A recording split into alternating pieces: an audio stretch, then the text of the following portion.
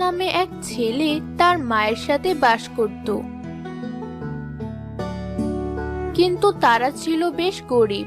কোনো সহায় সম্পত্তি তাদের ছিল না, শুধুমাত্র এক টুকরো জমিতে ঘর উঠিয়ে থাকতো তারা। কিন্তু জাহিদ তার মায়ের খুব সেবা করত, এ কারণে মায়ের দোয়া ছিল তার উপর।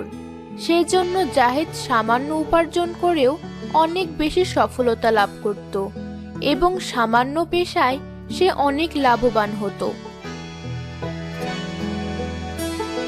তবে জাহিদের একটি সুন্দর নিয়ম ছিল, সে উপার্জনের একটি অংশ ঘরে খরচ করত, কিছু অংশ মায়ের জন্য আলাদা করে রাখত, আর বাকি অংশ সে রাস্তার ধারের অসহায় কিংবা গরিব দুঃখী মানুষদের দান করত। একবার জাহিদ একটি বাগান বানালো এবং একটি সুন্দর পিকআপ কিনলো। সেই পিকআপ দিয়ে সে গ্রামের বাগান থেকে কলা কিনে এনে শহরের বাজারে বিক্রয় করতে লাগলো। জাহিদকে সবাই ভালো মানুষ হিসেবে চিনত, তাই সব ক্রেতারা তার থেকেই কলা কিনে রাখত এবং অল্প সময়েই তার সব কলা বিক্রি হয়ে যেত। জাহিদ সকালে সবার পরে কলা নিয়ে এসে সবার আগে আগে বিক্রি করে চলে যায়। এটা দেখে মফু নামক এক ব্যবসায়ীর খুব হিংসে হয়। কি এমন করে ও? সকাল থেকে আমরা মালপত্র নিয়ে বসে থাকি, আমাদের দিকে কেউ ফিরে তাকায় না, অথচ তার কি এমন আছে যে সবাই তার থেকেই নেয়? এটা ভেবে সে একদিন জাহিদের কাছে যায়। ভাই, আমার ব্যবসা খুব খারাপ যাচ্ছে, আমাকে কিছুদিন তোমার সাথে ব্যবসায় রাখবে? জাহিদের মন নরম ছিল, সে তাকে তার সঙ্গে থাকার জন্য অনুমতি দিল। মফু জাহিদের সঙ্গে থেকে তার সবকিছু জেনে নিল, কোথা থেকে কলা আনে এবং কিভাবে বিক্রি করে। কিছুদিন পর যখন মফু জাহিদের সবকিছু জেনে গেল, তখন সে জাহিদকে বলল, ভাই, আমি এবার যাই, দেখি ভাগ্যে কি আছে, নতুন কোনো ব্যবসা দিব। এরপরে সে জাহিদের কাছ থেকে সরে আসে। তারপর মফু জাহিদের বাগানে যায় এবং প্রত্যেকটা কলার বাদাতে ক্ষতিকারক কীটনাশক পুশ করে। ফলে কিছুদিন পর থেকে ক্রেতারা জাহিদকে অভিযোগ করতে শুরু করে। তোমার সব কলা পচা, একটাও খেতে পারি না। আরে ভাই, তোমার কলার এ কি হলো? গতকাল 2 ডজন নিলাম, আমার সব টাকা জ্বলে গেল। আজ ভালো দেখে কিছু কলা দাও আমাকে। এরপর জাহিদ ক্রেতাকে সুন্দর ও বড় কয়েকটি কলা দিল। ক্রেতা একটি কলা ভেঙে দেখল ভেতরে কালো হয়ে পচে আছে। না, তোমার থেকে আর কলা নেওয়া যাবে না। এরপর সে চলে যায়। লোকটি চলে যাওয়ার পর জাহিদ তার কলাগুলো একে একে খুলতে লাগলো। দেখা গেল তার সব কলা পচে গেছে। জাহিদের মন ভীষণ খারাপ হয়ে গেল। এবার সে মায়ের কাছে গিয়ে সব বলল। তুই চিন্তা করিস না বাবা, সব ঠিক হয়ে যাবে। তুই অনেক ভালো মানুষ, সবাইকে সাহায্য করিস, তোর উপর অনেক মানুষের দোয়া আছে, কোনো একটা উপায় হবেই তোর জন্য। একদিন জাহিদ মন খারাপ করে রাস্তা দিয়ে যাচ্ছিল। তার দিনকাল খুবই খারাপ যাচ্ছিল, তাই পকেটে তেমন টাকা পয়সাও ছিল না। পথিমধ্যে এক ভিক্ষুক জাহিদের কাছে এলো। বাবা, আজ কদিন ধরে না খেয়ে আছি, কয়টা পয়সা দাও না, 4টে ভাত খাবো।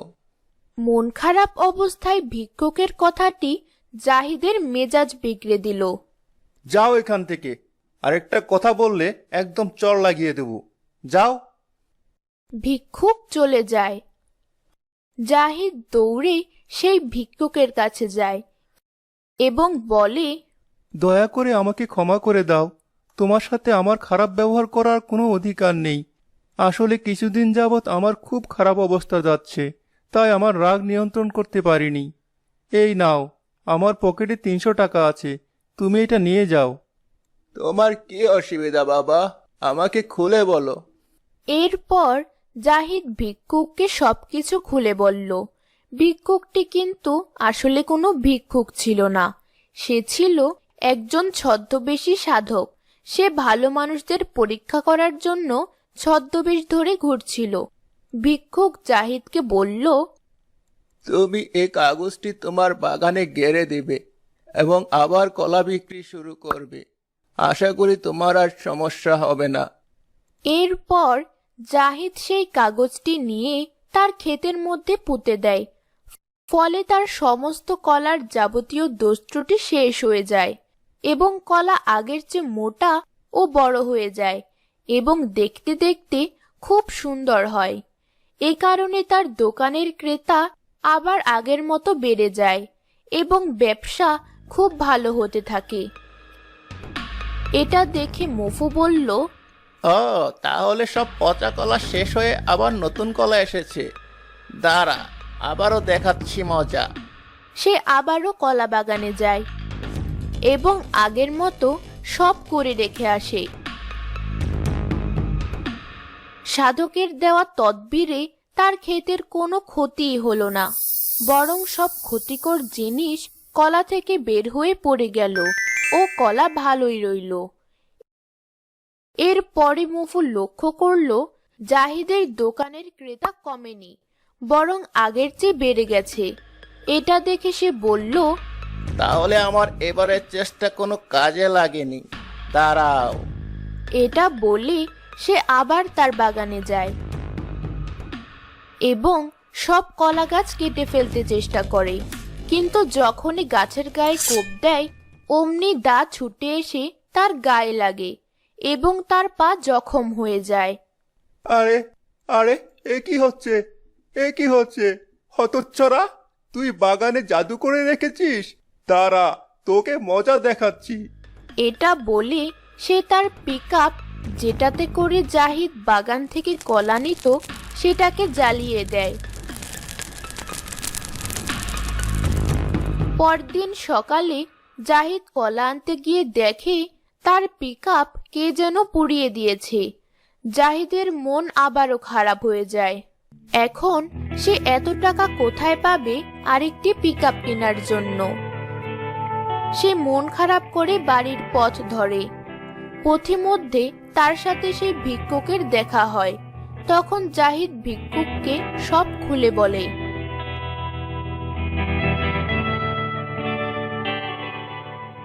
তুমি বাড়ি ফিরে যাও বাবা, যে তোমার ক্ষতি করেছে সে নিজেই তোমার কাছে এসে ক্ষতিপূরণ দিয়ে যাবে।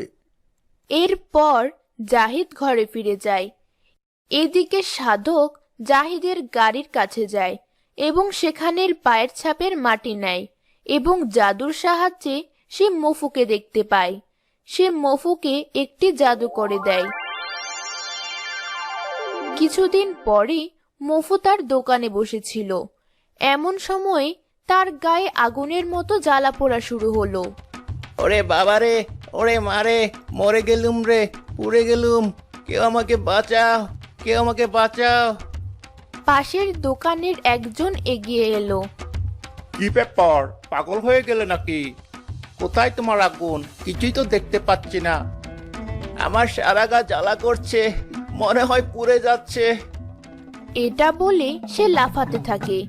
এমন সময় ভিক্ষুক সেখানে আসে এবং বলে, আমি জানি কি করলে তুমি মুক্তি পাবে।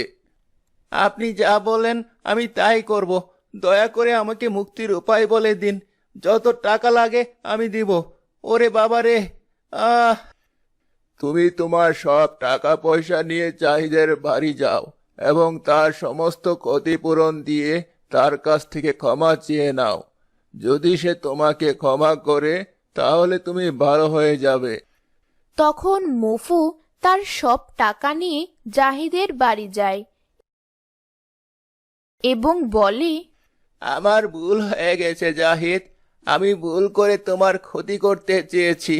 তুমি আমার সব টাকা নিয়ে যাও, আমাকে ক্ষমা করে দাও।